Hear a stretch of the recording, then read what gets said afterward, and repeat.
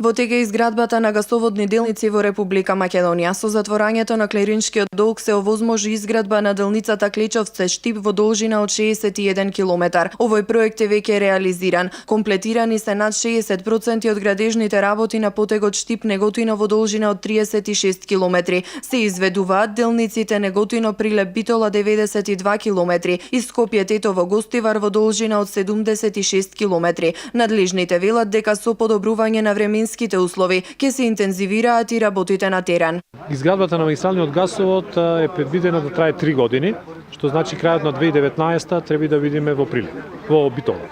Но према динамиката која се одвива до сега, очекуваме многу побрзо да се изведат работите.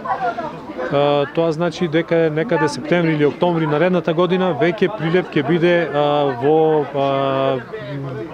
близина на магистралниот гасовод и ќе може да почне гасификацијата на Прилеп. Вредноста на инвестицијата за изградба на примарната, односно на националната гасоводна мрежа се проценува на 350 милиони евра. Паралелно со изградбата на националната гасоводна мрежа тече и секундарната и терцијалната гасификација на Македонија. Проектот ќе се реализира преку јавно-приватно партнерство, со што ефтиниот енергенс ќе се донесе до крајните потрошувачи. Огласот е објавен, а инвестицијата се проценува на 150 милиони евра. Опфатени се сите општини во државата. Од магистралниот гасовод, од цевководот кој доаѓа во, например, во Битола, од него се разгранува дистрибутивната мрежа.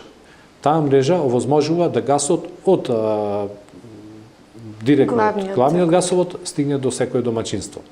Ова е предвидено да биде со јавно-приватно партнерство, со еден систем на спојување на капиталот, на приватниот капитал со државата. Предвидено е рокот на концесија да биде 30 години, а можноста за приклучување веќе од првиот момент кога гасот ќе биде тука присет. Гасот ќе донесе големи заштеди за општините, компаниите и за граѓаните. Енергенсот ќе ги намали трошоците, но и ќе придонесе за намалување на аерозагадувањето. Гасификацијата ќе ги зголеми рентабилноста и продуктивноста на компаниите, а се очекува да ја зголеми и конкурентноста на пазарот со поевтини финални производи.